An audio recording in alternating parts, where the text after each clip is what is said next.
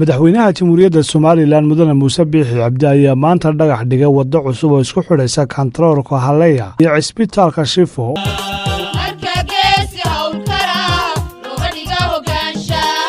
22.5 kilomitir kaga beegan dhanka waqooyi ka maraysa magaalada Hargeysa isla markaana saxmadda iyo cidhiidhiga lagaga yareynayo caasimadda Hargeysa. munaasabadda dhagaxdhigga ayaa waxaa madaxweynaha kala qayb galay safiirro ka socday dalalka Ingiriiska, Imaaraadka, Taiwan, madaxda kala duwan ee mashruuca DP World, gudoomiyaha xisbiga mucaaridka UCID, xubno ka mid ah golaha wasiirada, barasaabka gobolka Maroodijeex, maayarka caasimadda iyo ku-xigeenkiisa, madaxda shirkadda dhismaha wadada gacanta ku haysa iyo marti sharaf kale oo tiro badan. waxaana halkaasi laga jeediyay hadallo salka ku haya muhiimadda wadadani leedahay iyo kaalinta ay ka qaadanayso isku socodka gaadiidka iyo horumarka dhaqaalaha. madaxweynaha jamhuuriyadda Soomaaliland Muuse Biixi Cabdi ayaa dhankiisa ammaanay horumarka iyo dadaalka ka socda guud ahaanba mashruuca Berbera Corridor oo lagu dhisayo wadada Berbera iyo Wajaalo oo la hubo inay wax badan ka tarayso horumarka dalka, kobaca dhaqaalaha iyo isku xidhka guud ahaan gobolka Geeska Afrika. xafladda dhagaxdhigga Hargeysa Bypass aad iyo aad baan ugu mahadnaqayaa. waxaan soo dhaweynayaa safaaradaha kale ugu horeeyaan safiirka Imaaraadka Carabta, Taiwan, intaan arkayo iyagana aad iyo aad baan soo dhaweynayaa. dhammaan kasoo qaybgalayaashana waa soo dhaweynaya. wadada waxtarkeeda iyo sida loo dhisay iyo waxa ku baxay iyo hawsheeda intii ku saabsanayd waa laynoo sheegay, waxba kaga noqon maayo. waxaa qura ku darayaa waxa weeye qaran ahaan wadooyinka oo aad iyo aad inooga dayacan ama ayna wadooyin hagaagsan ma lahayn. waxaynu u baahannahay inaynu maskaxyo marog soo geyno sidaynu wadooyin u dhisi lahayn. inta laynaga caawiyana waa alxamdulillah, laakiin inagu waynu dhisi karnaan qabaa wadooyin badan. waxaan jecelahay inaan fursad ka faa'iidaysto oon u soo jeediyo qolada ganacsatada ah maalqabeenka dalku inay samayn karayaan wadada Burca Hargeysa oo ay too ahaan lacagteedana ka helayaan waqtigeeda. waayo imika dee waxaa la helay kabaniyaal fara badan oo shaqada yaqaana oo meesha adoontada ku dhisaya u baahan u dhaqaale. markaa dhaqaalena waynu abuuri karaa waan qabaa. marka wadadan la furo dhowaan sanadka dambe Berbera Wajaale ay noqoto waddo xamuul oo baabuur waaweyn isjeedayso, ay wadada inaad aragtay oo ay dhuuban tahay, waxay la tahay socodka dalka ee bari iyo galbeed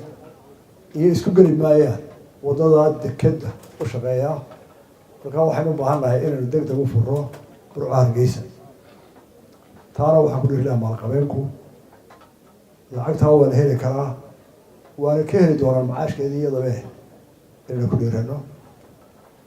waxaa kaloo noo soo jeedinayaa maanta Somaliland ahaan meel aada u fiican oo ilaahay mahadiyeenu maraynaa dhinac walba. abaartii ilaahay waa inaga jebiyey. koonfurkii inkastoo dad badan uu inaga dilay alla u naxariistay, haddana hoos imika u socdaa oo uu sii degayaa. isaga in ilaahay ay naga saaro. qaran ahaan nabadgelyaynu qabnaa oo ku jiraa inaynu madaxdaynu doorano oo tallaabo weyna isu soo dhawaansho iyo dadkii wada shaqeynaya wax yeelanaya sii kordhisa maalin maalinta ka dambeysa. marka waxaan leeyahay dadka ummaddu ay madaxda ka dhigteen ee siyaasi leh, ee sheekh leh, ee baacimushtar leh, ee nin aqoon leh, ee mid ilahay dhaliyay, waxaa loo baahan yahay inay dadka midaynta iyo isku kalsoonaanta iyo horsocodka u dhiriyaan oo ay ka feejignaadaan wixii dadka shaki kala gelinaya ama dhibaato dhexdood ka abuuraya. sidaasun baynu uga abaal gudi karnaa ama abaalkooda ku marin karnaa dadkii naftooda dalkan u huray ee awliyaasheen lahaa ee kuwa isku da-daa lahayn ee maalin walba u dhimanaya danta dalka naftooda u huraya. abaalkooda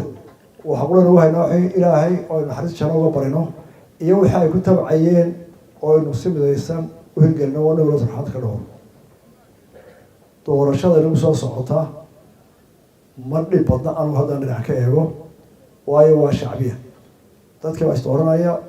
way deegaaminsan tahay, way gobolaysan tahay. markaa culays badan jiri maayo. waxaan soo jeedinayaa maanta Somaliland waxay ku xiran tahay horumarkeeda iyo adduunku inuu aamino iyo horumarkeedu sida aynu u hirgelino doorashadaasi waxaa soo jeedinayaa xisbiyadu 3 xisbiba mas-uuliyiintoodu inay ka midaysnaadaan doorashadaasi siday nabadgelyo ugu dhici lahayd dabcan waa xisbiya tartamaya xaq balooyina inay waxyaalaha qaarkood ka wada hadlaan xisbul xaakimka iyo dowladda waxaa khasab ku ah inay dhegaysato soo jeedimaha xisbiyada mucaaridka xisbiyada mucaaridkana waxaa khasab ku ah inay u hoggaansamaan shuruucda dalka oo marka sharci taagan yahay weliba heer qarana oo laga hadlayo qof dembiga laga hadlaya qarnimada maxuul isagoo u dhimin waxaa iyagana ku waajiba inay marka hore qaranka hormariyaan dabeetana waxaa u bannaan tallooltanka xisbiga talada haya ay ku dhaliilayaan ay leeyihiin annaga kaga fiican ama dadkay u sheegayaan taana xaq waleey markuu dhammaado foodkuna wixii ka soo baxaya hoggaansanaantiisa iyo kolley khilaafooyinaya qaboojinteeda inay 3 xisbi ka midaysanaadaan horena waa uga ballan waanu ka qoranay sharciyo badan waanan ku aaminsanahay odayaasha labada oday guddoomiyaasha oo waaya arag u ah doorashooyinka Somaliland iyo hawlaheedii inay hawshaa gacan iska qabanayaan tartamayaasha iyagana inta lagu soo jeedinaya inay yareeyaan xanafta dadka wax dooranaya iyo kuwa ololaha wadana saas oo kale dhalinyaro mid walba waxaynu u soconaa waa horumarka Somaliland waxay u soo halgamaysay oo wali socdo oo 3 sanadooda oo intaas oo dhintay oo intaas oo xoraba bi ma aha inaynu ku burburino waxaa la garanayay labada la sharaxaya ee tartamaya mid waliba waa Somaliland mid waliba wuxuu doonayaa inuu Somaliland horumariyo kii hela waa kii kale maxaa dhiga soo kicin wada dacabta mid waliba Somaliland waa garanaysaa waa laba noo Somaliland waa timaay taana waxaan leeyahay taasoo ku daraya doorashadeena way kharash badan tahay dib baynu uga fiirsanaa si aynu wada karayno sanadkan waa ku soconaa laakiin saacado xisaabaadka aad u wanaagsan waana uu tamarkii lacag badan keenay oo xisaab galo wuxuu yiri adduunka ma jirto meel marka lacagta ku baxday doorashada iyo dadkii codeeyay la isku qaybiyo $5 qofkii ka badan ku hagaagto inaga dhowr ilaa 10 ku hagaagaysa inaga dalka adduunka ugu faqiirsana qofka codeynaya codka dhacaya marka loo qoondeeyo lacagta inaga baxday ama lagu caawiyo lacagta ku baxaysa waa doorashada qofka baxaysa ugu doorashada maamulkeeda qofka ku baxaysa qofkii waa $20 Mareykan iyo Ingiriis iyo kuwa doorashada bartay malaha Afrika kuwa ugu qaalisan Rwanda oo kale waa $3 ayaa qofkii ku haya yakasii jabo maxay teen oo qaalisan waa wali wayna bislaan wali wayna waxay nagu cusub waan ku carartayna wali ficilta yar hoose iyo hebel laga xantaystay socota marka macquul ma aha waxaanu ka fikir doonaa oo wadaagayaasha siyaasaddu iyo aqoonyaha laga tashan doona inaynu qabsan karno doorasho waqtigeeda ku dhacda dhaqaalaheeda la sii sameeyo dhaqaalaheedu inaga nagu filan yahay sharciyadeeda iyo xanafiyadeeda aynu ka dhamaystirno guushina waxay ku jirtaa hore ku maraynaa inaga oo ku heshiina mar walba talada iyo hoggaanka sida aan ugu balanay haddii waqtiga noqoto lagu bedelayo sida loo codeynayo sida looga heshiinayo waayo Soomaalida waxay tiraahdaa cid waxay cabtaa markay cilmidu heshiiso dadka siyaasadda wada xisbiyada aqoonyahanka culimada maxaan ku raasay suldaanada iyo xarqada ka soo gala waa cilmiyadii marka hadday garan waayaan si madaxooda loo doorto la isu bedelo ama ay qaskariyaan waynu jahwareerina dad badan oo jahwareeray oo darskeena waynu arkaynaa dhibaatada ka haysata marka maanta message-kayga waxa weeye fariintaan dirayaa anoo ka faa'iideysanay xafladan in aynu ku talagalno inaynu doorasho dhib yar nabada waqtigeeda ku dhacda mustaqbalka da'adeena soo socotana dhigno si dalkeenu u hor ugu maro tan maantana qof walba uu qof kale u dulqaato maalmo dhoweyto xisbiyada mucaaradka aad bay ugu qaliilo waxa la maray dad tartamay waa la xidhay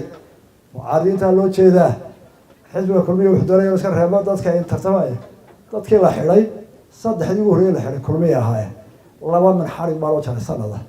kuwa imika taagana mucaaradka maxaafiska ugu wareegay qofka waxaa lagu soo eedeynayaa criminal forgery sharciga uu been ka sheegay xafiis buu waraaqiisii xaday jaamacad aan ahayn buu leeyihi kii la qabto waa nasiibkii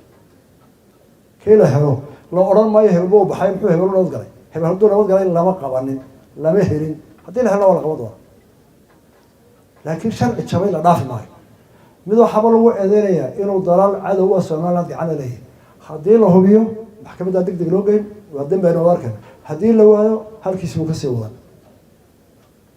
looma diiday doorashadiisi laakiin waxaa la hubinayaa shuruudihii doorashada saxmii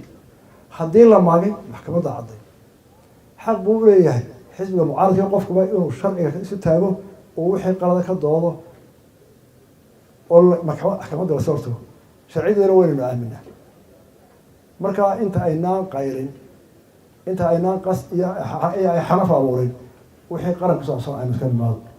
taa intaasaan ku dhaafay qoladiina farsamada ee wadadan qaabilsan koridoorka oo dhan qalab badanna waan arkay dad badan oo aqoon leh maanta uu ku jooga bridge-kan isaan soo eegay dhibaato ma qaban laakiin ciidii waxa qaaday bilska soo baxay sibil hore waa dhowtaan ku xidhnay midna wuu iska xajiyay midna wuu kiina uu qaatay dee waxaad yeeshaa maanta taga oo adiga dadka badan kula jooga bridge-ka halkiisii iyo si aamina waa inaa u dhistaa oo nigo ka faa'iidsana tirkada iyo arrinta kuwa kale haddii joogtana shirkadahan wixii laga faa'iido aynu darisna wixii aynu ka gelin karno waayo in arkaa roobabka xoog bay keeneen cimiladu isbedelaysaa kolba waxbaa nagu soo baxaya tabarteenu way yartahay laakiin waxaan u qabaa maanta qoladiina farsada injineeradiina isku tagay waddada ee xaggeena ayuu kuwoodu halkaa dooxa hargeysa bilishadiisa kuwa dhismaha u baahan iyo kuwa joogana inay dayactirtaan waanu iska bixinaa lacagta taana ku talagala kuwa jooga dayactirkooda diyaar waanu nahay kuwa kalena nanoo qimistaan waxa la eego intaa waxaa dheef dalka oo dhan baa sabab ahan waxaan aad iyo aad u kalsoonahay haddaynu isu geyno madaxii mustaqbalka muruqeena taburco tallaas caanood iyo ceerigaabo tu walbaynu iska dhig tii jabuutina waa la iska sugayaa wasiirkii aad iyo aad baa mahadsantihiin wasalaamu calaykum ugu dambeyntii waxa uu madaxweynuhu si rasmi ah u dhagax dhigay waddada weyn ee 200 oo socon doonta muddo ku siman 22 bilood oo haatan ka bilaabmaysa isagoo soo kormeeray waddada cusub oo inteeda badan caratuulka la dhigay